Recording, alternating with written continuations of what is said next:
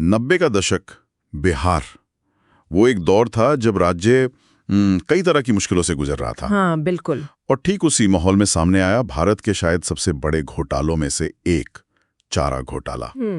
आज हम यही समझने की कोशिश करेंगे कि कैसे जानवरों के चारे और उनकी दवाओं के नाम पर आवंटित करोड़ों रुपए कथित तौर पर गायब हो गए। सही बात है। तो चलिए इस पूरे मामले की तह तक चलते हैं जरा। हाँ, और देखिए ये कोई छोटी मोटी रकम या कोई मामूली मामला नहीं था। सीधा राज्य का जो पशुपालन विभाग है वो इसमें शामिल था। अच्छा। और इस विभाग को हर साल पशुओं के लिए करोड़ों का बजट मिलता था। तो यहाँ गौर करने वाली बात यह है कि शुरुआती गड़बड़ी का शक तब हुआ जब सरकारी कागजात और जमीनी हकीकत में एक बड़ा फर्क दिखने लगा। जमीन आसमान का फर्क। हाँ बिल्कुल। रिकॉर्ड्स में तो सब चंगा सी, पर असलियत बिल्कुल अलग थी। ये तो है। और जिस तरीके से इसे अंजाम दिया गया वो भी सोचने वाला है। तरीका बड़ा कह सकते हैं सरल रखा गया। हाँ, धोखाधड़ी का एक सीधा तरीका। वही, फर्जी कंपनियों के नाम पर नकली बिल बना दिए, भुगतान ले लिया और फिर सरकारी खजाने से निकला पैसा अधिकारियों और जैसा आरोप है नेताओं के बीच बांटा गया। और कमाल की बात यह भी है कि एक ही बिल पर कई कई बार पेमेंट ली गई। हाँ, वही मैं कह रहा था। लाखों की दवा के बिल पास हो गए, पर भेजा क्या गया? सिर्फ कागज। ये सब इतने सालों तक चला कैसे, बिना किसी रोक टोक के? यही तो सबसे बड़ा सवाल है यहाँ पर। और इसका जवाब शायद देखिए उस वक्त की जो व्यवस्था थी उसकी कमजोरियों में ही छिपा है। 90 के दशक में रिकॉर्ड कीपिंग या फिर ऑडिट ट्रेल्स कह लीजिए उतने मजबूत नहीं थे। तो हेरफेर करना आसान हो गया था। अच्छा, यानी सिस्टम की कमी का फायदा उठाया गया। बिल्कुल। और शुरुआत में निगरानी का तो जैसे कोई सिस्टम ही नहीं था, भारी अभाव था। ये एक तरह से आप कह सकती हैं नौकरशाही और राजनीतिक मिलीभगत का एक क्लासिक केस बन गया। तो कागजों में सब सही दिखा रहे थे। हाँ, आधिकारिक रिकॉर्ड्स में तो पूरी आपूर्ति दिख रही थी, सप्लाई हो गई, पर जमीन पर कुछ नहीं पहुंच रहा था। ऐसा लग रहा था जैसे पूरा तंत्र ही इस धोखाधड़ी पर टिका हुआ था। तो इसमें फिर कौन कौन लोग थे, किन पर उंगलियां उठी? देखिए, इस जाल में कथित तौर पर कई बड़े आईएएस अधिकारी, डॉक्टर्स और सप्लायर्स यानी ठेकेदार वो शामिल पाए गए। बड़े नाम थे जी हाँ। और जांच की सुई तत्कालीन मुख्यमंत्री लालू प्रसाद यादव तक भी पहुंची।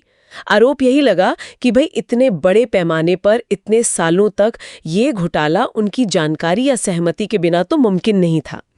इसीलिए कुल मिलाकर 56 अलग-अलग मामले दर्ज किए गए थे इसमें। 56 मामले? जी, ये तो बहुत बड़ी संख्या है। हाँ, अगर हम इसे बड़ी तस्वीर में देखें तो इतने ऊंचे पदों पर बैठे लोगों का नाम आना ये पूरी व्यवस्था पर ही गंभीर सवाल खड़े कर देता है। सही बात है। और 56 मामलों का दर्ज होना ये दिखाता है कि ये घोटाला कितना फैला हुआ था, कितना सुनियोजित था।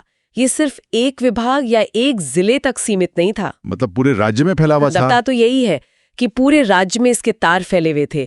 तो ये किसी एक व्यक्ति की गलती नहीं थी, बल्कि एक पूरी तरह से ऑर्गेनाइज्ड गतिविधि थी। तो फिर इसका पर्दाफाश हुआ कैसे? ये सब रुका कैसे? हाँ, तो ये सब सामने आया 1996 में। नियंत्रक एवं महालेखा परीक्षक यानी सीएजी की एक रिपोर्ट आई। CAG report? हाँ, वो तो अहम होती है। बिल्कुल। उस रिपोर्ट ने इन फर्जी खर्चों और बिलों का पूरा कच्चा चिट्ठा खोल के रख दिया, एक तरह से भंडाफोड़ कर दिया। अच्छा। और साथ ही कुछ स्थानीय पत्रकार भी थे जो इस पर लगातार रिपोर्टिंग कर रहे थे।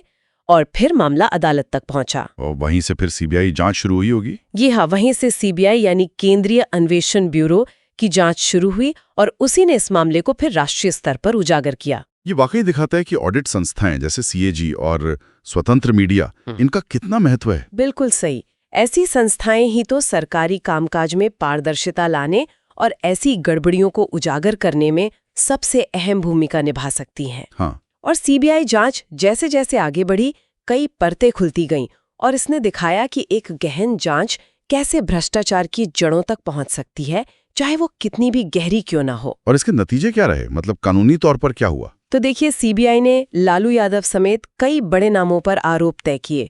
1997 में उन्हें मुख्यमंत्री पद छोड़ना पड़ा। हाँ, वो दौर याद है। लेकिन फिर उन्होंने अपनी पत्नी राबड़ी देवी को मुख्यमंत्री बना दिया था। जी बिल्कुल, वो एक राजनीतिक कदम था। फिर लंबी कानूनी लड़ाई चली और आखिरकार 2013 में अदालत ने उन्हें एक मामले में दोषी पाया और सजा सुनाई। और चारा घोटाले से जुड़े कुल 4 मामलों में उन्हें दोषी ठहराया गया, जहाँ तक मुझे याद है। हाँ, 4 मामलों में उनका काफी वक्त फिर जेल और अस्पताल में बीता। राजनीतिक नजरिए से देखें तो पत्नी को मुख्यमंत्री बनाना सत्ता पर पकड़ बनाए रखने की एक साफ रणनीति थी। हाँ, वो तो दिखता है। और सजा होने के बावजूद लालू यादव राजनीति में प्रासंगिक बने रहने की कोशिश तो करते रहे, लेकिन इस घोटाले ने बिहार की राजनीति और जनता के भरोसे पर एक बहुत गहरा असर डाला। वो तो है, आज भी इसकी बात होती है। हाँ, आज तक 60 से ज्यादा लोग इसमें दोषी ठहराए जा चुके हैं, करोड़ों की रिकवरी भी हुई है, लालू यादव सजा काट चुके हैं, पर ये मामला आज भी राजनीतिक चर्चा का हिस्सा है। ये दिखाता है कि ऐसे बड़े घोटालों का असर कितना लंबा होता है। तो अंत में इस पूरी कहानी का सार क्या निकलता है? मतलब हम इससे क्या समझें? देखिए, ये सिर्फ पैसों का गबन नहीं था, ये जनता के भरोसे के साथ एक तरह का धोखा था। हाँ, सही कहा। ये उन संसाधनों की चोरी थी जो राज्य के बेजुबान जानवरों के लिए थे और उन पर निर्भर लोगों के लिए थे। किसी ने खूब कहा था, गायों का चारा चुराया गया, लेकिन असली भूख तो ईमानदारी की थी, जो कभी पूरी नहीं हुई। क्या बात कही है! ये वित्तीय अनियमितता से कहीं ज्यादा सार्वजनिक नैतिकता के पतन का मामला था। ये हमें सोचने पर मजबूर करता है कि व्यवस्था में पारदर्शिता और जवाबदेही कितनी जरूरी है। बिल्कुल। और अंत में एक सवाल शायद हम सबके जहन में छोड़ जाता है, क्या भारत कभी ऐसे घोटालों के चक्रव्यूह से पूरी तरह बाहर निकल पाएगा? ये एक बड़ा सवाल है। ये सोचने वाली बात है। खैर, इस गहरी पड़ताल में हमारे साथ बने रहने के लिए बहुत बहुत धन्यवाद। धन्यवाद। ऐसे ही और विश्लेषणों के लिए हमारे चैनल को सब्सक्राइब जरूर करें और हाँ, नोटिफिकेशंस के लिए वो बेल आइकॉन दबाना ना भूलें।